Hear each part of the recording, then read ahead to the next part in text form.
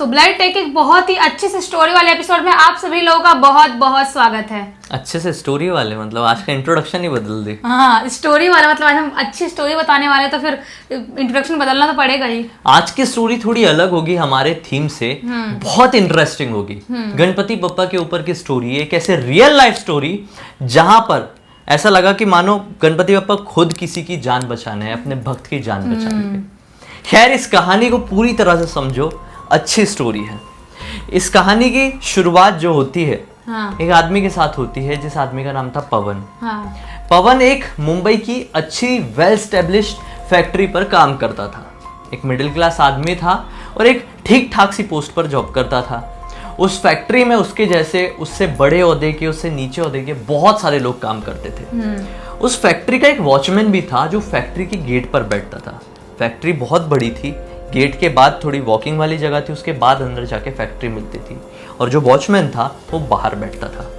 Factory में daily लोग आते जाते थे, लेकिन वॉचमैन सिर्फ एक ही आदमी का चेहरा जानता था, और वो था पवन का चेहरा।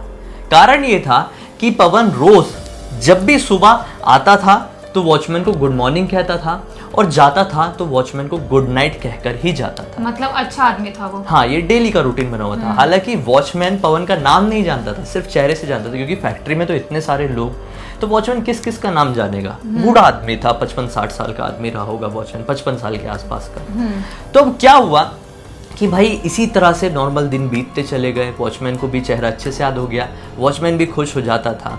पवन ऐसे वॉचमैन को, अकेला आदमी ऐसा क्यों था जो गुड मॉर्निंग गुड नाइट कहता था? ऐसे बहुत रेयर लोग होते हैं। ऐसा क्यों? तो पवन ऐसा इसलिए था क्योंकि वो तो दिल का अच्छा था ही, लेकिन पवन में और उस वॉचमैन में एक बहुत कॉमन बात थी जो पवन ने नोटिस किया था। और उसको ऐसा लगा कि वॉचमैन के साथ मेरे कनेक्शन है। वो कनेक्शन ऐसा था कि पवन भी बहुत बड़ा गणपति भक्त था, बहुत बड़ा, और साथ ही साथ वॉचमैन भी था। पवन ने क्या नोटिस किया था कि जो वॉचमैन का छोटा सा जो स्टॉल बना हुआ रहता है, मानो कि एक डेस्क बना रहता है, वहां पर में ना उसने गणपति की एक मूर्ति रखा हुआ है। उस मूर्ति में वो रोज सुबह आकर फूल चढ़ाता है, नया माला चढ़ाता है, अगरबत्ती लगाता है और टीका वीका लगाकर दिन की स्टार्ट करता था। मतलब अच्छा आदमी था वो। हाँ, ये चीज बिल्कुल सेम टू सेम कॉपी थी पवन की। पवन ने जब से अपने होश संभाला था ना, तब से पवन भी जब भी अपने घर से बाहर निकलता था, उससे पहले गणपति को रोज नए फूल चढ़ाता था, माला चढ़ाता था, अगरबत्ती लगाता था, टीका लगाता था, तभी घर से बाहर निकलता था। मतलब बहुत धार्मिक किस्म का आदमी था। तो पवन को ये कनेक्शन अलग सा लगता था वॉचमैन के साथ, इसलिए उसने डेली का रूटीन बना लिया था। अब एक दिन की बात है, फैक्ट्री के अंदर काफी ज्यादा शाम हो गई थी, और फैक्ट्री में, ये फैक्ट्री किस चीज की थी मैं बता देता हूँ। एक फूड रिलेटेड फैक्ट्री थी, कुछ फूड की चीजें रिलेटेड, खाने की चीज कोई बनाते थे। अब जिस फैक्ट्री में खाने से रिलेटेड चीज बनती है, वहां पे कोल्ड स्टोरेज रहता है, मतलब एक ऐसा कमरा जो कि एकदम फ्रीजर जैसा ठंडा रहता है, वो बहुत ठंडा रहता है, और वहां पर खाने की चीज वो रखी जाती है, क्योंकि वहां पे चीजें खराब नहीं होंगी, सेफ रहेंगे वहां पे। और ऐसी फैक्ट्री में इंस्पेक्शन करने वाले लोग भी होते हैं जो इंस्पेक्शन करते हैं। तो अब क्या हुआ कि उस पर्टिकुलर दिन, ये दिन था मंगलवार का, गणपति का ही दिन। तो उस मंगलवार वाले दिन वो आदमी छुट्टी पर था जिसका ये काम था इंस्पेक्शन करना खानों की। तो पवन के अंडर में ही काम करता था। पवन के बॉस ने बोला कि इंस्पेक्शन आज आपने नहीं किए, घर जाने का टाइम हो गया, आप इंस्पेक्शन करके आओ, मुझे रिपोर्ट दो और फिर निकल जाओ। इन लोगों की छुट्टी 7 बजे के आसपास हो जाती थी। अब लगभग 6:45 बजे पवन सोचता है, अरे जल्दी जल्दी कोल्ड स्टोरेज में जाता हूँ, इंस्पेक्शन करता हूँ और निकल जाऊंगा। पवन हड़बड़ी में दरवाजा खोलता है और बीच में दरवाजे को अटकाना भूल जाता है। अंदर जाता है, इंस्पेक्शन कर ही रहा होता है कि अचानक से पीछे धड़ाम से आवाज आती है। पलट कर देखता है तो दरवाजा बंद हो गया। और वो दरवाजा ऐसा था, और मैक्सिमम कोल्ड स्टोरेज के दरवाजे ऐसे होते हैं जो एक बार अपने आप बंद हो जाए तो फिर वो जब तक नहीं खुल सकते तब तक बाहर से कोई ना खोले। हाँ, वो नहीं खोलते हैं। वो इस तरह का दरवाजा था। अब पवन टेंशन में आ गया।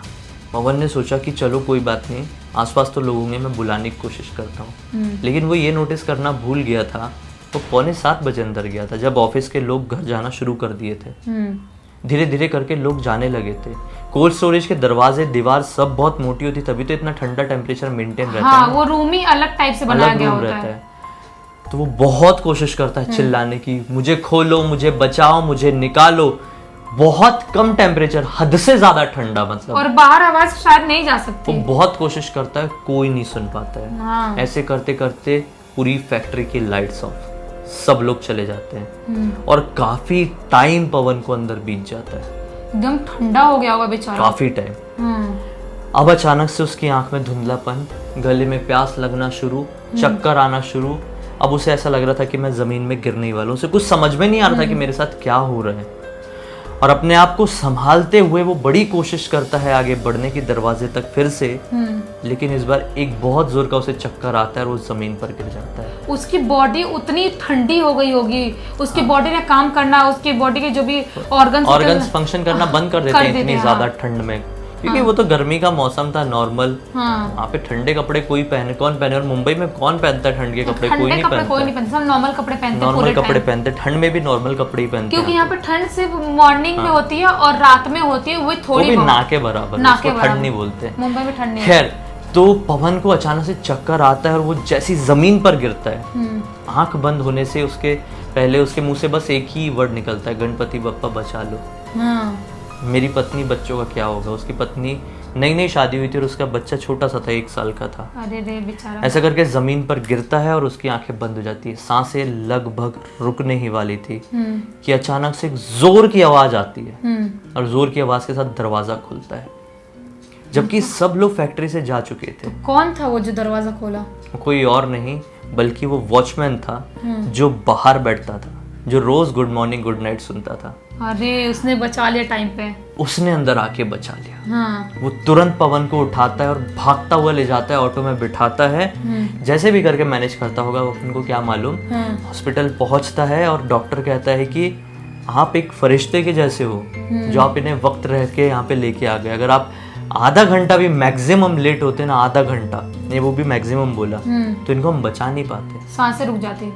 वॉचमैन की सांसों पे सांस आती है। वो बोलता है कि यार चलो, किस्मत थी अच्छी कि ये बच गए। अब थोड़ी देर में वहां पर उनकी पत्नी और बच्चे पहुंचते हैं, छोटा सा बच्चा जो था। तो पत्नी पहले तो बहुत हैरान होती है और बहुत रोती है और उनका बहुत शुक्रिया अदा करती है वॉचमैन का।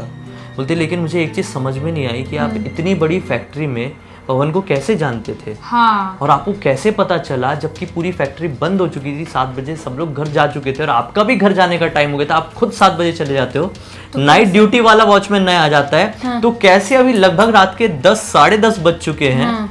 आप कैसे उधर पे थे? आप कैसे अंदर गए और कैसे पवन को, जिनको आप जानते भी नहीं थे ढंग से, उनको बाहर निकाल के लेके आए? और पता कैसे चला जो अंदर रूम में जग गया? तो वॉचमैन ने पूरी बात बताया। वॉचमैन ने बताया, मैडम मैं इन्हें जानता ज़रूर नहीं था, मुझे अभी भी नहीं मालूम कि इनका नाम पवन है, आपने बोले तब मुझे पता चला। लेकिन रोज़ सुबह का रूटीन था, ये गुड मॉर्निंग कह के ही आते थे, गुड नाइट कह के ही जाते थे।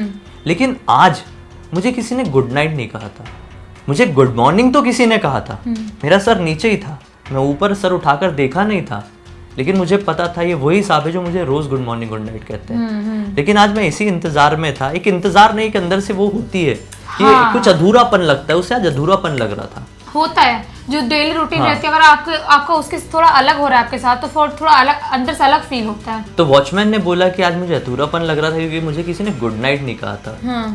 अचानक से 7 बजे के आसपास मैं इंतजार कर ही रहा था सेकंड वॉचमैन के आने का, तो मुझे फोन आता है। सेकंड वॉचमैन कहता है कि आज मैं 1 घंटे से 1.5 घंटे लेट हो जाऊंगा, तो थोड़ा मैनेज कर लेना, रुक जाना थोड़ा टाइम और। तो मैंने भी सोचा चलो कोई बात नहीं, मैक्सिमम 9 बजे तक रुक जाऊंगा, जब तक तो आ ही जाएगा।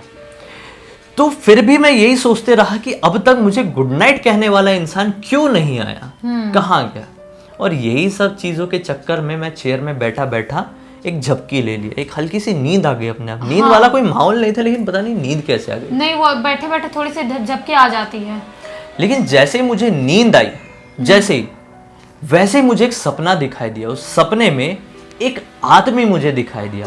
वो आदमी का चेहरा मुझे अच्छे समझ में नहीं आया, लेकिन वो आदमी एक बर्फीली पहाड़ी से बर्फीली खाई में गिर रहा है और ये कह रहा है कि गणपति बप्पा मुझे बचा लो। और हैरान होने वाली बात ये लगी उस वॉचमैन को, क्योंकि उसने ये बोला कि मुझे वो जो आवाज सुनाई दी सपने में ना, जिस आदमी की, वो वही आवाज थी, गुड मॉर्निंग गुड नाइट वाली आवाज।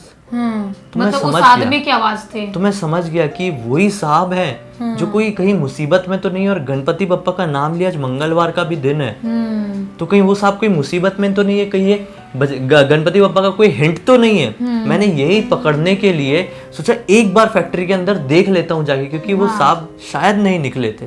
मैं अंदर गया तो सारी लाइट्स ऑफ थी, ऐसा लग रहा था कि फैक्ट्री के अंदर कोई भी नहीं है। मैंने अंदर जाके कोना कोना ढूंढा, मुझे ऐसा लगा कि नहीं सचमुच में कोई नहीं है, शायद ये ऐसे ही बस कोई सपना था। मैं रिटर्न आ ही रहा था कि अचानक से मेरी नजर कोल्ड स्टोरेज पर पड़ी। मैंने सोचा एक बार खोल के देखता हूँ, और जैसे ही मैंने खोल के देखा सांप जमीन पर पड़े हुए थे और सांप की सांसें लगभग रुक गई थी। बेसुध पड़ा हुआ था। मैं जैसे तैसे करके सांप को तुरंत हॉस्पिटल लेके पहुंचा, और अब गणपति बप्पा के जो भी कह लो दया से, कृपा से अब सांप ठीक है। मतलब गणपति बप्पा ने खुद उसके सपने में आके उस इंसान को, वॉचमैन को हिंट दिया कि तुम जाओ मेरे भक्त की जान बचाओ, एक भक्त मेरे खतरे में है। मतलब भगवान अपने भक्तों को बचाने के लिए मतलब रोंगटे खड़े हो गए मेरे, कितना मतलब महान काम करते हैं। मतलब ये स्टोरी भी जब मुझे पता चली थी, स्टोरी इतनी अच्छी लगी, इतनी अच्छी लगी कि मैंने सोचा नहीं इस स्टोरी के साथ कुछ अच्छा करेंगे कभी फ्यूचर में। आप लोग भी कमेंट सेक्शन में बताइए कि स्टोरी अच्छी लगी है तो। और आप लोग भी किस तरह का कितना प्यार करते हैं गणपति बप्पा से कमेंट सेक्शन में जरूर बताना। और अब तक इस वीडियो को देख लिए तो वीडियो को लाइक कर देना, चैनल को सब्सक्राइब करके बेल आइकन दबा के ऑल के ऑप्शन में क्लिक करना। इंस्टा की लिंक इस वीडियो के डिस्क्रिप्शन बॉक्स में क्लिक करके डायरेक्टली वहां पर पहुंच जाना। हम कल फिर से मिलेंगे, तब तक के लिए बहुत बहुत धन्यवाद। गणपति बप्पा मोरया। गणपति बप्पा मोरया।